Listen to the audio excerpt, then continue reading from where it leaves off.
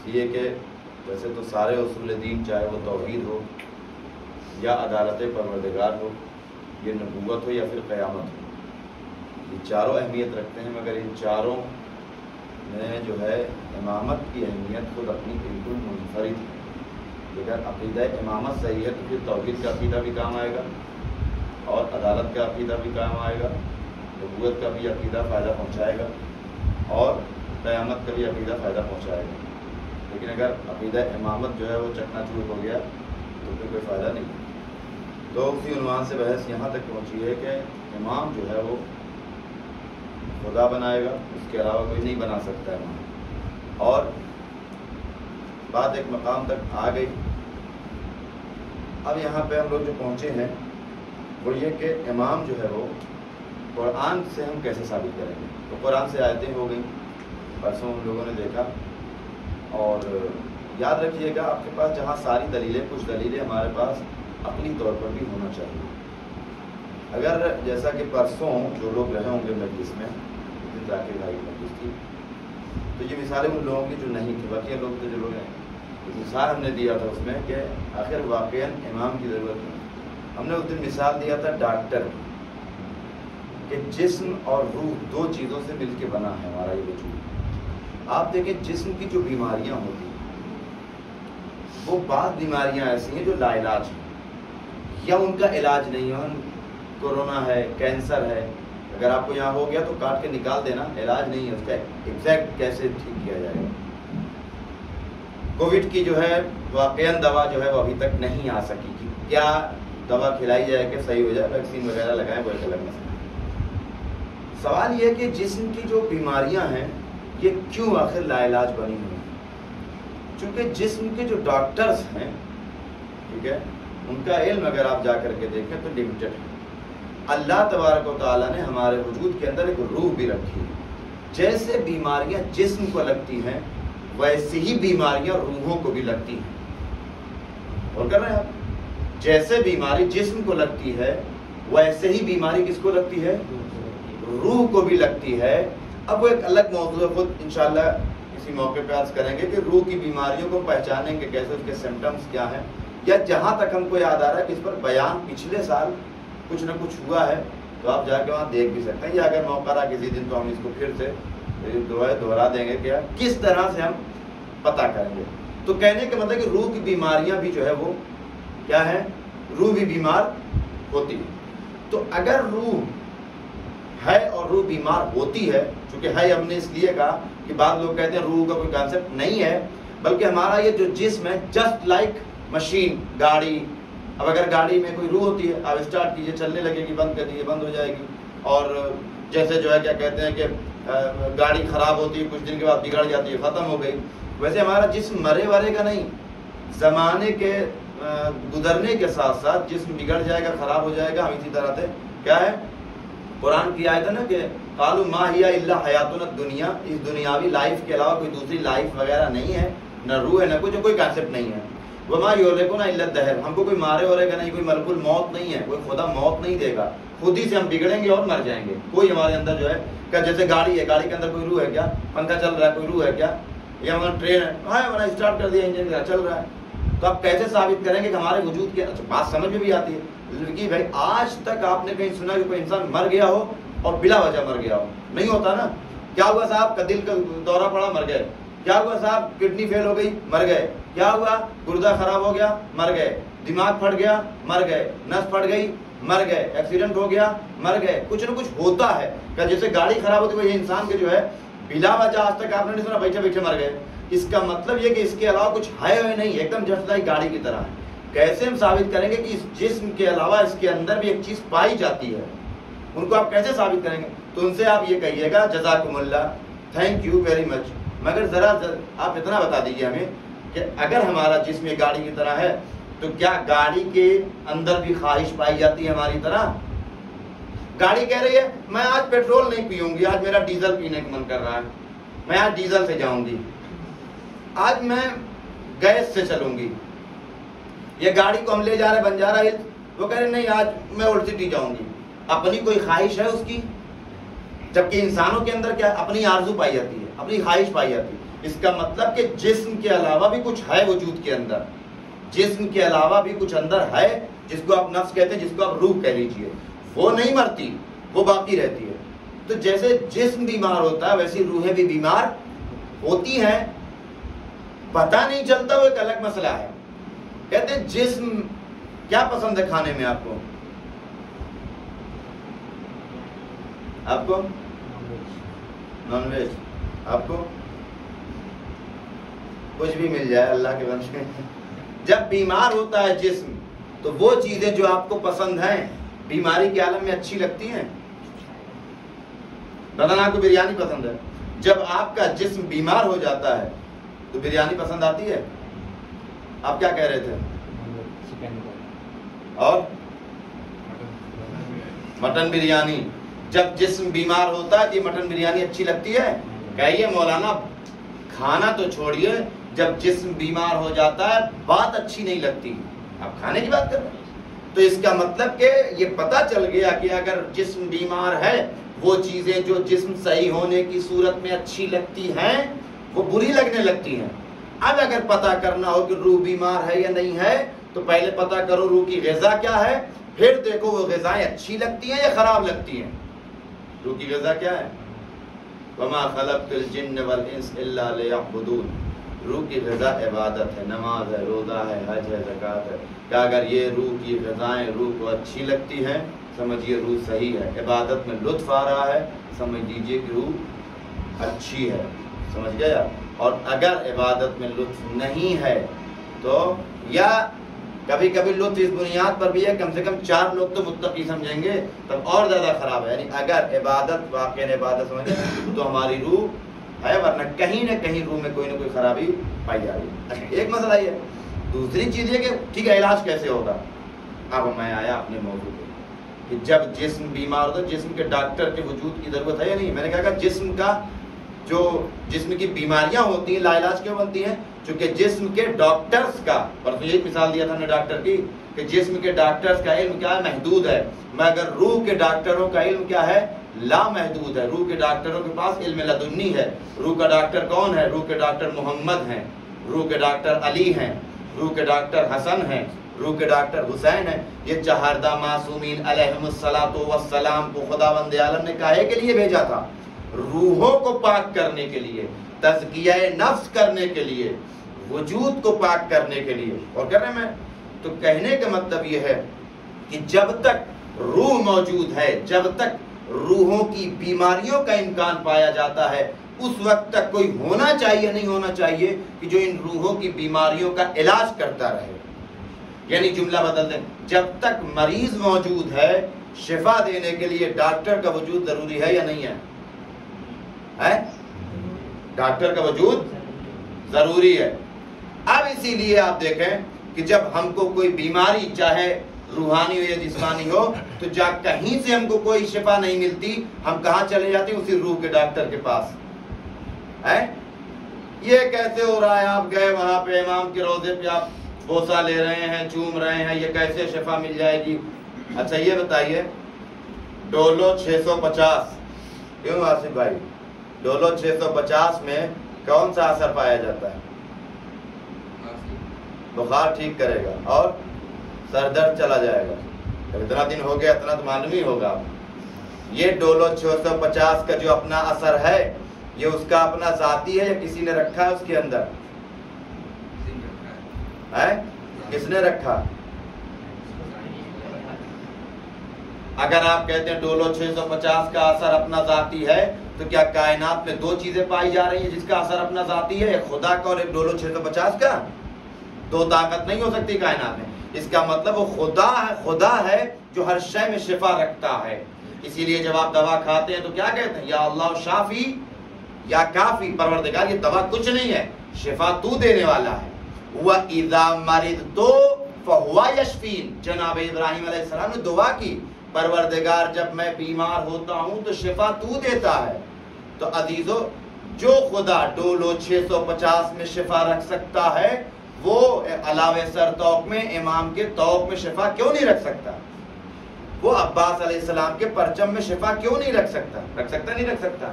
خدا کو رکھنا کہیں بھی رکھتے، ہے یا نہیں ہے؟ یا اگر نہ سمجھ میں آئے کہ یہ روح کے ڈاکٹر جو امام ہیں ان کا جو ہے، تو آپ ان سے یہ کہیے جناب یوسف علیہ السلام، یوسف پیغمبر تو دیکھا نہیں دیکھا، جب ان کے سارے بھائی بڑے والے بوڑھے ہو کر کے جب کہاں پہنچے، مصر، قحط پڑ گیا تھا، غلہ لینے کے لیے پہنچے، تو یوسف نے دیکھا رہے یہ سب تو میرے 11 بھائی ہیں، پہچان لیا ہے۔ خیر پورا کچھ کئی ایپیسوڈ گزرنے کے بعد جب پوری پہچان ہو گئی تو جناب یوسف علیہ السلام نے کیا کہا آپ کے جو ہے بابا کی جو ہے بینائی چلی گئی، تو یوسف علیہ السلام نے کیا کہا، یہ کرتا ہے اور لے جا کے بابا کی آنکھوں پہ رکھ دیجیے گا۔ اگر ریحان بھائی امیزون سے کچھ آرڈر کیے تو کتنے دن میں آتا؟ 1 سے 2 دن یا کم سے کم 5 دن، یہی نا؟ اس زمانے میں تو امیزون اور فلپکارٹ تھا نہیں، اور ٹرین اور فلائٹ تھی۔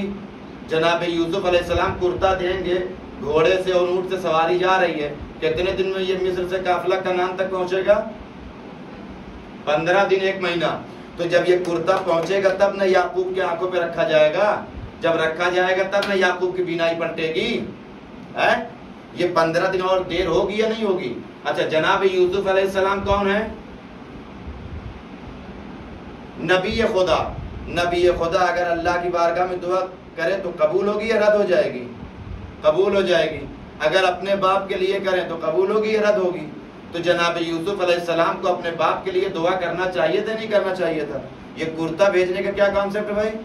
آپ وہیں دعا کرتے، پروردگار میں تیرا نبی ہوں، یوسف پیغمبر، ایک نبی نے ہاتھ اٹھایا ہے، ایک بیٹے نے ہاتھ اٹھایا ہے، میرا باپ بھی نبی ہے یعقوب، پروردگار میرے باپ کو بینائی عطا کر دے۔ جناب یعقوب کو 1 سیکنڈ کے اندر بینائی ملتی نہ ملتی؟ جو بینائی 1 سیکنڈ میں مل سکتی تھی، کرتا بھیج کے 15 دن لیٹ کر رہے ہیں نہیں کر رہے ہیں؟ تو جناب یوسف علیہ السلام کو کرتا بھیجنا چاہیے تھا یا دعا کرنا چاہیے تھا؟ عقل کیا کہتی ہے؟ 15 دن لیٹ کریں کرتا بھیج کر کے یا دعا کر کے 1 سیکنڈ میں شفا دیں؟ دعا کر کے۔ اس کے باوجود بھی جناب یوسف نے دعا نہیں کی۔ اچھا جناب یوسف کا پاور آپ پہلے سن لیجیے، پاور ہے کیا، تب پتہ چلے گا کہ دعا کرتے تو قبول ہو جاتی۔ جناب یوسف کا پاور کیا ہے؟ پاور یہ ہے کہ 2 قیدی اور تھے جناب یوسف کے ساتھ، اور دونوں ایک دن آگے بیٹھ گئے، کہا یا نبی اللہ ہم نے خواب دیکھا ہے، ہمارے خواب کی تعبیر بیان کر دیجئے۔ تو جناب یوسف علیہ السلام نے کہا بیٹھو، کہا تم نے کیا خواب دیکھا؟ ایک نے کہا ہم نے خواب دیکھا کہ باغ میں ہیں، انگور توڑ رہے ہیں اور نچوڑ کے شراب بنا رہے ہیں، بادشاہ کو پلا رہے ہیں۔ تو جناب یوسف نے کہا کہ خواب تو تمہارا بڑا اچھا ہے، آج سے 3 دن کے بعد تم کو آزاد کر دیا جائے گا، جہاں تھے اپنے منصب پہ پہنچ جاؤ گے دوبارہ۔ پھر تمہارا کیا، تم بتاؤ تم نے کیا خواب دیکھا؟ کہ ہم نے دیکھا سر پہ سینی ہے، سینی میں روٹی ہے، پرندے آتے ہیں لے لے کے جا رہے ہیں۔ جناب یوسف نے ایک مرتبہ آنکھوں کو بند کیا، کہا تمہارے خواب کی تعبیر یہ ہے کہ آج سے 3 دن کے بعد تم کو پھانسی دے دی جائے گی۔ اب وہ تو بیٹا بہت اچھا سمجھ کے آئے تھے، پرندوں کو روٹی کھلا رہے ہیں مخلوق خدا، تو بڑھیا ہے۔ اسی لیے کبھی کبھی دیکھیں جو ہم سمجھ رہے ہوتے ہیں اس کا 180 ڈگری الٹا ہوتا ہے۔ کہتے ہیں جیسے ہی اس نے موت کا نام سنا نا مکر گیا۔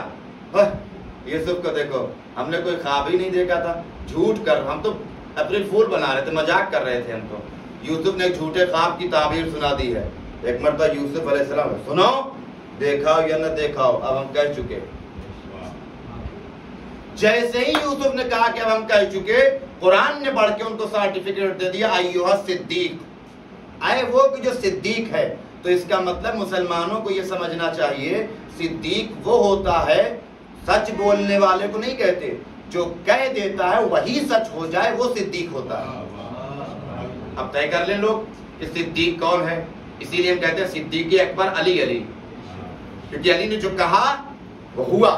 اور دیکھنا ہو تو امام حسن نے کہا کیا کر رہی ہے مردوں کے بیچ میں، فوراً۔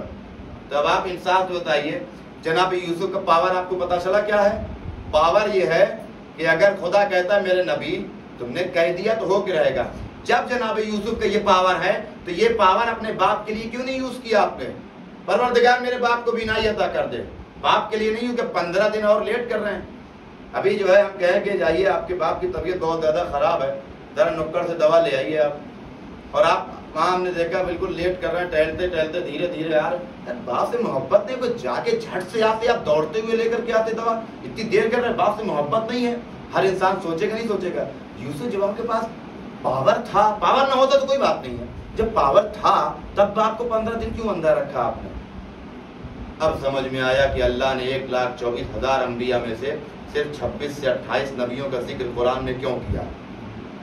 بقول وسیع صاحب اللہ کے کہ انہی کا ذکر ہوا جو اہل بیت کے فضائل کو صاف کر رہے ہیں.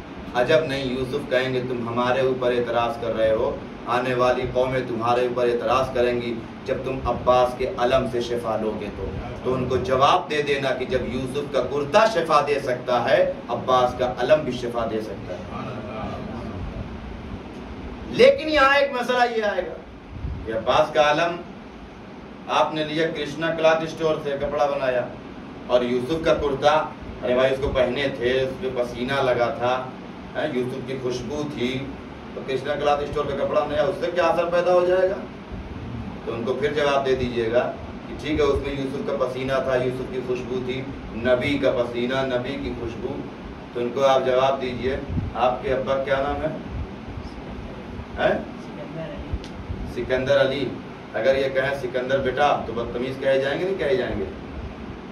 لیکن اگر ان کے دوست کا نام ہو تو کہہ سکتے نہیں کہہ اور بیٹا سکندر کہہ سکتے نہیں کہہ سکتے؟ تب کوئی بدتمیز کہے گا ان کو؟ نام وہی ہے، نام تو وہی ہے نا، وہی سکندر. دوست کا ہے تو بیٹا لگا لیجئے، باپ ہے تو جناب سکندر. اس کا مطلب لفظ سکندر کا احترام نہیں ہے، نسبت کی بنیاد پر احترام ہے.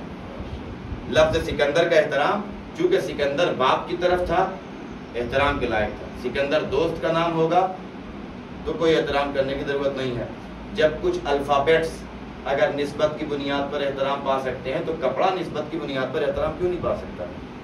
تو کہنے کا مطلب یہ ہے کہ روحیں بیمار ہوتی ہیں اور اس طرح سے ان کے علاج ہوتے ہیں. تو جب تک قیامت تک اگر روئے زمین پر کوئی ایک بھی، آج بھی انسان ہے تو جسم کے ڈاکٹر ہیں یا نہیں ہے؟ تو اگر روح ہے تو روح کا ڈاکٹر ہونا چاہیے نہیں ہونا چاہیے؟ تو عقل کیا کہتی ہے؟ رسول اللہ کے بعد رسول اللہ تو بڑھیا ڈاکٹر تھے نا، MBBS MD DM، تو ان کی جگہ جھولا چھاپ ڈاکٹر بیٹھ سکتے ہیں؟ ان کی جگہ انہی کی ڈگری والا بیٹھنا چاہیے. ورنہ ہم لوگوں میں مزاج ہے کہ اگر کلینک پہ بیٹھنے والا ڈاکٹر اگر چینج ہو جائے اور وہ ڈگری نہ ہو تو ہم کلینک چینج کر دیں گے، وہاں سے دوا نہیں لیں گے. تو ہم کو روح کے معاملے میں بھی حساس ہونا چاہیے کہ ابھی تک ہم رسول اللہ سے علاج کراتے آئے اپنا. ہماری ہر بیماری کا، حسد کا علاج رسول اللہ نے کیا، غیبت کا علاج رسول اللہ نے کیا، چغلخوری کا علاج رسول اللہ نے کیا، حرام خوری نہ کھانے کا علاج رسول اللہ نے کیا. اب جو خود باغ فدق کھا کے بیٹھے ہوں وہ دوسروں کو کیا حرام سے بچائیں گے؟ اس کا مطلب کوئی ایسا ہونا چاہیے کہ جو یطعمون الطعام کا مصداق ہو، کہ اپنا کھانا فقیروں کو دے دیتا ہو، دوسروں کا کھانا خود نہ کھاتا ہو. تو اس کا مطلب کہ امام کی ضرورت ہے. اب جو سلسلہ ہے کہ احادیث کے ذریعے سے آپ ثابت کریں کہ ان کے سلسلے میں کس طرح سے جو ہے وہ روایات وارد ہوئی ہے. اس سے پہلے ایک آیت کریمہ جو اس دن جو ہے وقت تمام ہو جانے کی بنیاد پر رہ گئی تھی، آج وہ آیت تب کمپلیٹ ہو جائے. اس کے بعد اگر وقت نے اجازت دی تو ایک دو حدیث، نہیں تو انشاءاللہ کل ایک دن کے بعد انشاءاللہ ہم لوگ آ جائیں گے امام زمان عجل اللہ تعالی فرجہ الشریف کو انشاءاللہ. کہتے ہیں یہ آیت ہے سورہ نور کی. پیغمبر نے فرمایا کہ فی بیوت، کافی لمبی آیت میں شارٹ کر رہا ہوں، فی بیوت اذن اللہ ان ترفع، خدا نے کچھ گھروں کو اونچا کرنے کی اجازت دی ہے. اب یہ اونچا، اب اس کو روضہ کہہ لیجئے. ہم کہتے ہیں جب اونچا کرنے کی اجازت دے دی ہے خدا نے تو اب ہم اس کو گول کر کے گنبد بنا لیں تو کیا مشکل ہے؟ اونچا کرنے کے لیے خدا نے منع کیا، تو اجازت دی ہے. فی بیوت اذن اللہ ان ترفع، خدا نے کچھ گھروں کو بلند کرنے کی اجازت دی ہے. ٹھیک ہے، کون سے گھر؟ وَيُذْكَرَ فِيهِ اسْمُهُ، جن گھروں میں یذکر فیہا اسمہ، جن گھروں میں خدا کا ذکر ہوتا ہے. تو اس کا مطلب XYZ جس گھر میں بھی خدا کا نام لیا جاتا ہو وہ گھر اونچا کیا جا سکتا ہے. کہتے ہیں ایک شخص کھڑا ہو گیا، یا رسول اللہ یہ کون سا گھر ہے یہ بھی کلیئر کر دیجئے آج.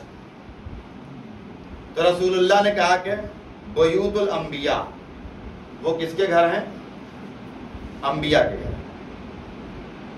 کہتے ہیں کہ جب رسول اللہ یہ کہہ چکے تو رسول اللہ کے جو پہلے نمبر کے دوست تھے ان کو یہ لگا کہ رسول اللہ تو کہہ چکے ہیں کہ انبیاء کا گھر ہے، اب کلیئر ہو گئی یہ بات، ذرا اب یہ بھی پوچھ لیں کہ ان کا گھر ہے یا نہیں ہے اہل بیت کو، تو رسول اللہ منع کر دیں گے کیونکہ پہلے ہی کہہ چکی ہے کہ انبیاء کا گھر ہے۔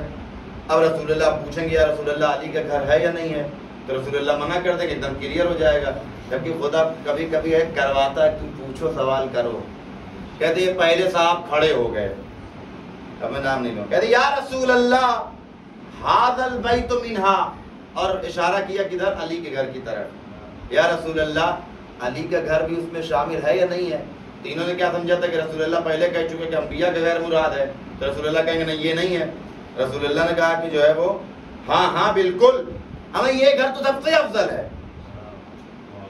اب یہاں نہ الفاظ ہے اور نہ میرے پاس الفاظ ہے، آپ سوچئے اس وقت چہرے کا رنگ کیا ہوا ہوگا کہ آپ نے سوال کچھ سوچ کے کیا کہ رسول اللہ پہلے کہہ چکے کہ انبیاء گھر مراد ہے، اب بعد میں منع کریں، رسول اللہ ہاں ہاں ارے یہ تو سب سے افضل ہے، کیا منہ لے کر کے بیٹھے ہوں گے؟ کہنے کا مطلب یہ، اور یہ روایت میں کتابیں کو کئی تو حوالہ دیے گا، لیکن آپ اہل سنت برادران اہل سنت کی مشہور ترین کتاب کا تو وہاں پہ یہ موجود ہے، اس کی تفسیر جلال الدین سیوطی کا نام تو سب لوگوں نے سنا ہوگا کہ الدر المنصور جلد نمبر 5 صفحہ نمبر 50، وہاں پہ موجود ہے کہ علی کے گھر کو پیغمبر نے تمام انبیاء کے اوپر افضل کیا ہے۔ تو جس کا گھر افضل ہو سکتا ہے خود وہ ذات افضل نہیں ہوگی، جس کا گھر بلند ہو سکتا ہے تو گھر میں رہنے والا بلند ہوگا یا چھوٹا ہوگا؟ تو جب گھر میں رہنے والا بلند ہے تو رسول اللہ کے بعد جانشین رسول کون ہوگا؟ وہ ہونا چاہیے یا ان کے علاوہ کوئی اور ہوگا؟ عقل کیا کہتی؟ تو اس کا مطلب کہ رسول اللہ کے بعد امام اور جانشین کون ہوگا؟ اہل البیت علیہ السلام۔ اب آئیے یہاں سے ہم سلسلہ شروع کرتے ہیں ہم لوگ روایات کا، کہ قرآن کی آیتیں تو ہو گئیں کہ رسول اللہ نے جو روایت فرمائی ہے حدیث مبارک، وہی حدیثیں جو مشہور ترین ہے جو ہم لوگ سنتے رہتے ہیں بچپن سے، بس ان کو حوالوں کو دیکھنا ہے کہ کہاں موجود ہے۔ ایک حدیث پیغمبر کی جو مشہور ہے حدیث ثقلین کے عنوان سے، نمبر 1، اور یہ حدیث ایسی ہے کہ جتنا یہ برادران اہل تشیع کے یہاں ہے اتنا ہی برادران اہل تسنن کے یہاں ہے، دونوں جگہ برابر برابر کتابوں میں یہ حدیث ثقلین درج ہے، اور اس کے راوی ہیں زید بن ارقم جو اس کو لکھنے والے ہیں۔ کہتے ہیں کہ رسول اللہ نے فرمایا کہ انی قد ترکت فیکم الثقلین، میں تمہارے درمیان دو بھاری چیزیں چھوڑ کے جا رہا ہوں، احدہما اکبر من الاخر، جس میں سے ایک جو ہے وہ دوسرے سے بڑی ہے، کتاب اللہ و عطرتی اہل بیتی، ایک اللہ کی کتاب ہے اور دوسرا میرے اہل بیت کی عطرت ہے۔ اب اس کے بعد رسول اللہ آگے فرماتے ہیں کہ فانظروا کیف تخلفونی فیہما، اب دیکھو کہ تم لوگ میرے بعد ان کے ساتھ کیا کرتے ہو۔ اس کا مطلب پیغمبر یہ جانتے تھے کہ میرے بعد ان دونوں کے ساتھ اچھا سلوک نہیں کیا جائے گا۔ فرماتے ہیں پیغمبر کی فإنہما لن یفترقا حتی یرد علی الحوض، یہ دونوں قرآن اور اہل بیت جدا نہیں ہوں گے، آگے کہاں ملیں گے؟ حوض کوثر پہ۔ بس ایک نقطہ یہاں پہ آپ یاد رکھیے گا کہ آپ اہل بیت کی عظمت کا اندازہ لگائیں کہ یہاں پہ پیغمبر نے اہل بیت اور قرآن کو بالکل برابر قرار دیا ہے کہ اگر آپ ان دونوں میں سے کسی ایک کو بھی اگر چھوڑ دیتے ہیں تو کامیاب ہونے والے نہیں۔ یہ جو ہے کیا کہتے ہیں کہ اب آئیے برادران اہل تشیع کو چھوڑ دیجیے، برادران اہل تسنن دیکھیں۔ مسند احمد ابن حنبل، مذہب حنبلی سنیں، شافعی مالکی حنبلی، تو وہ اس کے مین جو ہے مسند احمد حنبل میں یہ روایت ہے، جلد نمبر 3 صفحہ نمبر 14 یعنی 14 وہاں پہ موجود ہے۔ اس کے ساتھ ساتھ خود سنن نسائی میں بھی موجود ہے جو برادران اہل تسنن کی ہے۔ خود برادران اہل تسنن کی جو کتاب سیوطی ہے در المنصور، وہاں پر بھی یہ روایت موجود ہے، جلد نمبر 2 صفحہ نمبر 401 پر، کہ پیغمبر نے یہ روایت فرمائی ہے۔ جا کے ہم کتابوں میں دیکھیں، شیعوں کے تو بہت سارا ہے، یہ ہمارے برادران کے یہاں بھی یہ درج ہے۔ دوسری روایت پیغمبر نے خود صاف طور پہ اہل بیت علیہ السلام کے لیے فرما دیا کہ میرے بعد یہی ہوں گے اور ان کے علاوہ کوئی نہیں ہوگا۔ وہ ساری دلیلیں جو ہم لوگوں نے پرسوں نرسوں پڑھا وہ تو ہے ہی ہے کہ رسول اللہ نے صاف کہہ دیا کہ میرے بعد میری امت میں 12 خلیفہ ہوں گے، سوائے ائمہ طاہرین علیہ السلام کے کہیں بھی 12 کی تعداد پوری نہیں ہو رہی ہے۔ وہ کون سی حدیث ہے؟ دوسرے کہتے ہیں حدیث سفینہ، کہ پیغمبر نے اہل بیت علیہ السلام کو سفینہ یعنی ناؤ، تو دیکھیں ندی ناؤ چلتی ہے یعنی کشتی، کہتے ہیں پیغمبر نے فرمایا مثل اہل بیتی فیکم، تمہارے درمیان میرے اہل بیت کی مثال ایسی ہے کمثل سفینۃ نوح، جیسے نوح کی کشتی، من رکبھا نجا، جو اس میں سوار ہوگا وہی کیا ہے، پار ہو جائے گا، ومن تخلف عنہا غرقا، اور جو اس پر سوار نہ ہوا وہ کیا ہے، ہلاک ہوگا اور غرق ہو جائے گا، کامیاب ہونے والا نہیں ہے۔ سوال یہ ہے کہ پیغمبر نے آخر اہل بیت علیہ السلام کو کشتی سے تعبیر کیوں کیا، کشتی سے مثال کیوں دی؟ کہتے ہیں چونکہ قرآن کہتا ہے کہ جو لوگ کفر اختیار کرتے ہیں وہ لوگ جو ہے کیا کہتے ہیں، ایسی ہی ظلمت میں جاتے ہیں جیسے کہ اندھیرا کئی طرح کا ہوتا ہے، یہاں اندھیرا جو ہوگا وہ الگ ہے، سمندر کے اندر کا اندھیرا الگ ہوتا ہے۔ سمندر کے اندر یہاں جو ٹارچ چلتی ہے سمندر کے اندر وہ ٹارچ نہیں چلے گی، اس کی اسپیشل دوسری ٹارچ رہتی ہے۔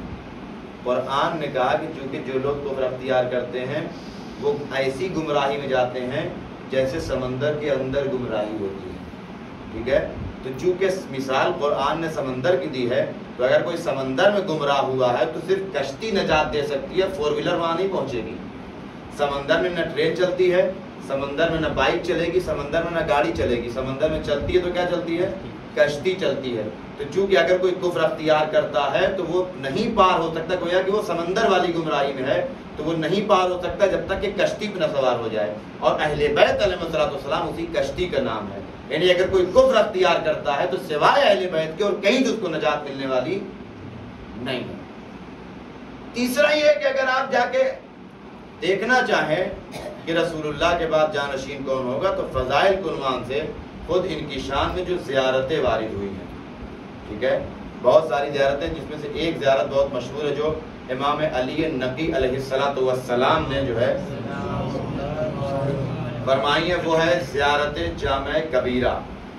زیارت جامع کبیرہ کے لیے کہتے ہیں کہ اگر کوئی انسان اس کو پڑھنا چاہے، زیارت جامع کبیرہ کم سے کم انسان کو چاہیے کہ روز پڑھے، ایک بار، روز نہیں پڑھ سکتا ہفتے میں ایک بار پڑھے، مہینے میں ایک بار پڑھے، سال میں نہیں پڑھ سکتے تو کم سے کم زندگی میں ایک بار زیارت جامع کبیرہ ضرور پڑھنا چاہیے۔ کہ زیارت جامع کبیرہ میں کہتے ہیں اہل بیت علیہ السلام کے اس قدر فضائل ہیں، اس قدر فضائل ہیں کہ روایت کہتی ہے اگر کوئی انسان زیارت جامع کبیرہ پڑھنا چاہتا ہے تو پہلے کہے 100 مرتبہ اللہ اکبر اللہ اکبر اللہ اکبر اللہ اکبر اللہ اکبر اللہ اکبر اللہ اکبر 100 بار۔ کیوں کہ 100 بار جب اللہ اکبر آپ کہہ لیں گے تو آپ بالکل وحدانیت پر بالکل محکم ہو جائیں گے، کیونکہ اس میں جو فضائل آنے والے ہیں ایسے ایسے فضائل ہیں کہ واقعی انسان کے رونگٹے کھڑے ہو جائیں۔ اسی بنیاد پہ تو کوئی نصیحی ہو جاتا ہے، کوئی جو ہے کہ اگر انہی کو خدا سمجھ بیٹھتا ہے کہ تم 100 مرتبہ اللہ اکبر کہہ کر کے آؤ، اب زیارت جامع کبیرہ پڑھو، جب جب ذہن میں آئے تو یہ تصور رہے کہ خدا وہ ہے۔ ایسے ایسے فضائل رکھے گئے ہیں کہ ڈائریکٹ نہیں پڑھنا چاہیے زیارت جامع کبیرہ کو، انسان مشکوک ہونے لگے کہ یہ کیا ہے آخر۔ اس قدر فضائل اہل بیت علیہ السلام کے زیارت جامع کبیرہ میں، تو ہمیں عقل استعمال کرنی چاہیے جس کے اتنے فضائل ہوں۔